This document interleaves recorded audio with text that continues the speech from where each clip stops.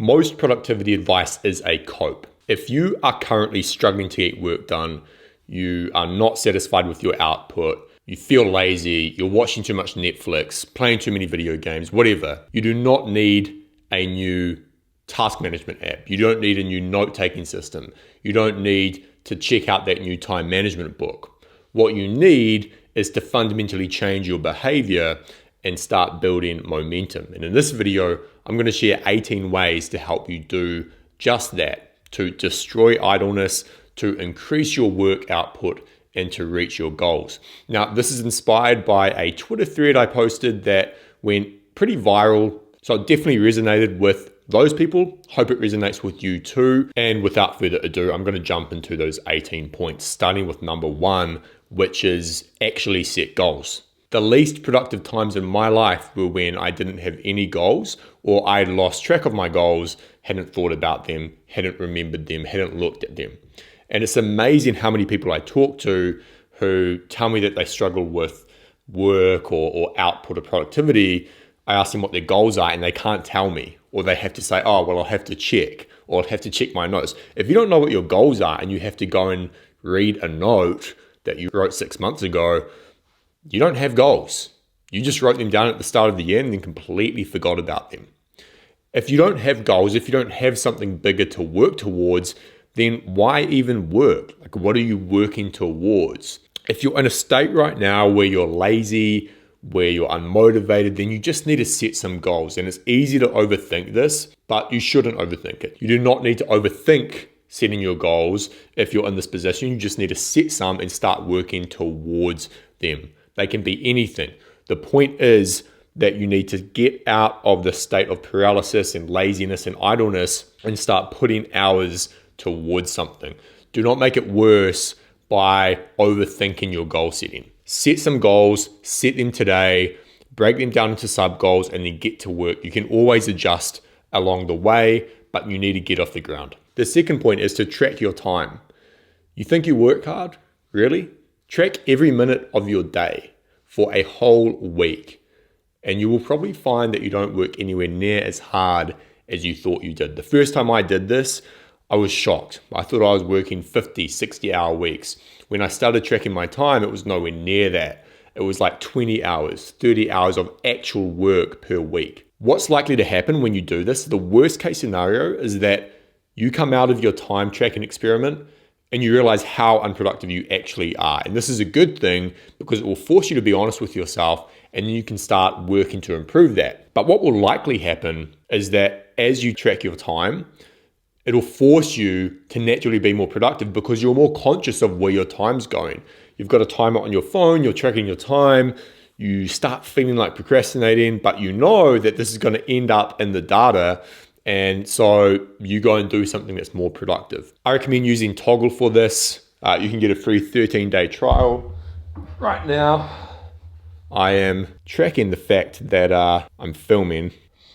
And so once I've finished filming, I'm going to start a new task, which might be, moving the editing staff or filming, prep, work down, whatever.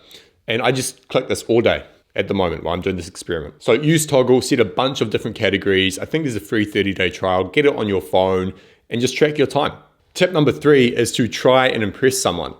These are the things that productivity gurus won't tell you because it doesn't sound healthy and it doesn't sound right. And the idea of trying to impress someone, people will always say, oh, that's so unhealthy. You shouldn't try and impress people, blah, blah, blah. Do it for yourself. Is it? Why? I mean, we all try and impress people subconsciously. Why not acknowledge the fact that you probably do too and just bring it to the forefront of your conscious mind and make it a real thing? Maybe it's a mentor, maybe it's a father figure, maybe it's a leader, maybe it's someone else. You know who it is, but make it more real. Make it an actual thing.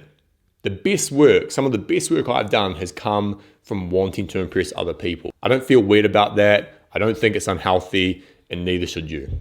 Number 4, progressively overload your focus muscle. Focusing is a skill. If you find it hard to sit down for 90 minutes straight and just focus on work, then it's because you don't sit down and focus enough. It's simple as that. You wouldn't go out and run a marathon if you hadn't done any training. And likewise, you can't expect to sit down for an extended period of time and work if your life is currently riddled with a lack of focus, with distraction, with cheap dopamine, things like Netflix or video games or procrastination or the constant pinging of your phone. So just like you would at the gym or training for a marathon, you need to work up that focus muscle. Start with 30 minutes of focus and slowly build that up to 90 minutes. And then once you can do a full 90-minute session, start working on building up that second block, starting with 30 minutes, going to 45, 60, 90, so on. And do this until you can hit 3 to 4 hours per day consistently without fail. Number 5, use 3 lists: open, closed, and done. This is one of the best task management strategies I've ever come across. It comes from Oliver Burkeman's book, 4,000 Weeks, which I do recommend. First, you have an open list. This is every task you can possibly think of. Tasks that need to be done maybe tomorrow, next week, a few months from now, or just at some point in the future. Then you have your closed list. The closed list is only allowed to have 10 tasks on it. You cannot bring more tasks into the closed list until you've completed one and made room for the next one. This is the list that you want to be using day in and day out during your work day, ticking off those tasks, bringing in a new one. What it forces you to do is just focus on those 10 tasks in front of you. And if there's one that's been sitting on there for a while, you'll start to notice it's probably the one you're procrastinating on and you just need to tick it off. Finally, there's the done list. And you might be thinking, why have a done list? What's the point? Well, it helps you build momentum. You see what you've done during the day, you get that feeling of accomplishment, it gives you more energy, you get more work done, you get more tasks done, and it just compounds like that. I would recommend doing this day by day so you can see what you're getting done each day in terms of work output. Number 6, stop making excuses. A lot of productivity is just refusing to make excuses for procrastination and inaction. We all do it. Maybe you got 4 hours of sleep last night and you're starting to use that as an excuse to slack off. Oh yeah, you're tired. Doesn't mean you can't still have a productive day. And even though I'm not a parent, I bet if you ask a parent with a child whether you can get a productive day out of 4 hours of sleep, they're not just going to say yes, they're going to say it's necessary because that's like every night. And so if you don't feel like it or you feel a bit tired, don't just make up an excuse about how you can't do focused work that day. You can still do the work anyway. You'll feel better afterwards if you do it than if you don't. There's no polite way to say this, but if you find yourself making excuses like this all the time, maybe you just need to suck it up, harden up, and do the hard thing. Number 7 is to cultivate obsession. Cultivate an obsessive desire to be excellent at what you do and keep this in your mind always. Think about the last time you were obsessed with something. Was it hard to sit down and do the work? No. Did it still require effort and focus? Yes.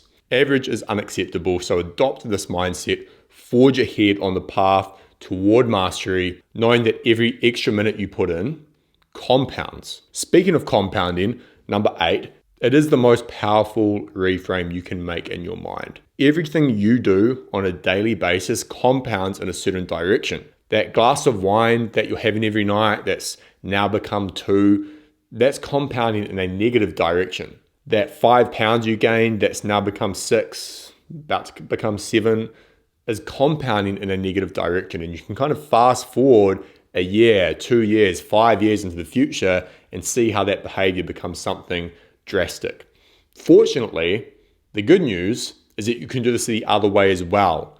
The extra 45 minutes of focused work you put in every day can become something incredible 5 years down the line. So it's up to you. It's your choice. You can let procrastination, for example, compound in a way that works against you, or you can do the hard thing. You can do focused work on a daily basis and have that compound in your favor.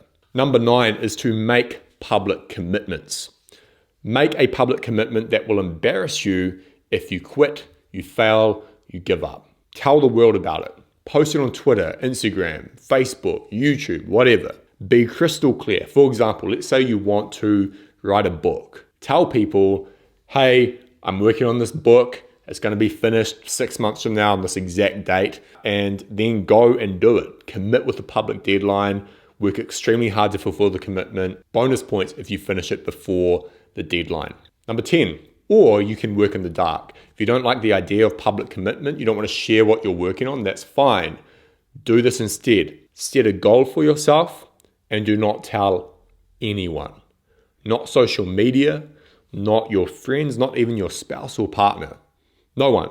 Be the one who works in the dark, be the one who works in silence, and then months later, when you've finished the work, you can show the world what you achieved if you so want. Number 11, be angry and be aggressive. Great things have been achieved by men who were angry, but the modern world tells you it's not politically correct. It's not right to be angry or to use your anger. Forget that. If you have a chip on your shoulder, use it, leverage it. It is fuel. It is powerful. If you don't have a chip on your shoulder, figure out how to get one. What gets you worked up? What problems frustrate you the most? Work to fix them. Use your anger as fuel. Be aggressive and attack. 12, remove preconditions. If you find it hard to get to work, it's probably because you're telling yourself that you need X, Y, and Z to be productive. That you need a clean desk, you need to have coffee, you need to have noise-canceling headphones. These things are good. I recommend them. I use them myself, but they are not necessary and you won't always have them, which is why you need to learn how to work anywhere, which is number 13. The person who doesn't rely on routines, on an optimized work environment will be more productive than the person who does rely on them. The key word here is rely. I'm not saying these things are bad. I think they are good and I think you should have them. But it cannot be a crutch. It cannot be something that you rely on. It cannot be a precondition. It's only a nice to have. If you can work anywhere, you will get extra hours in that will compound over time. Extra hours on the plane while everyone else is watching a movie. Extra hours in the hotel lobby. Extra hours in that noisy cafe. Those hours all add up, so use them. Number 14, if you're lazy, get busy. Busyness for the sake of busyness is not good. There's no real virtue in just being busy. However, if you are lazy and idle right now, you know that you're not making the most of your day, that you're not really doing much at all, then you need to learn how to fill your day and be busy and be in motion first and then cut the fat later. If this is you, then work as hard and as long as you can. Pack your calendar. Be busy. Aim to be physically and mentally tired by the end of the day. Push yourself. And once you've defeated this laziness and this idleness, because you're so busy, then you can optimize your output. You can 80-20 things. You can pick what's important and eliminate the rest. But you can't optimize something that doesn't exist. If you haven't built up a work ethic yet, there's no point optimizing. There's nothing there. You need to get busy first. Number 15 is to be ruthlessly honest with yourself. Do not lie to yourself. There have been times where I've told myself, I think I need a rest. And I've known that it's not true. And I've done it anyway. And I'm sure you've done similar. You need to stop doing that. You need to stop making excuses and act in accordance with what you know is true and what is right. Do what gives you internal power. If you don't truly need to rest, then you'll feel weird while you're resting because you know you don't really need it and you know you should be doing work instead. And if you do truly need to rest, then you'll embrace it because you've earned it. So be honest with yourself about what you need and what you don't need. Number 16, chase momentum and accomplishment. Let's call this the winning effect. You build it by working hard, by ticking things off the list, by making wins, accomplishing things, doing work, finishing projects. Once you've got this winning effect, this momentum, you want to do everything you can to maintain it. At the end of the day, 3 months of massive momentum will take you much further than a year of mucking around ever can. 17, be competitive. If you look at other people, other businesses, other founders, other entrepreneurs, and you feel like you're falling behind, you feel like you want to catch up with them, you feel like actually I want to surpass them, don't feel guilty about this. It is normal to be competitive. But there's also another useful thing you can do instead of just compete, and that is to collaborate, which is number 18. Competition is good, so is collaboration. If you're lazy and you're idle, it's probably because you're not accountable to anyone. So join a team, partner with someone, become or hire a co-founder, work on cool stuff with other people, have deadlines and partnerships and arrangements where if you don't do the work, you're letting someone else down. It's a very powerful force, so make sure to collaborate with other people as well. That is it for this video. I hope you enjoyed it. If you did, please hit the like button, leave a comment below with your thoughts, and subscribe for more videos like this in the future.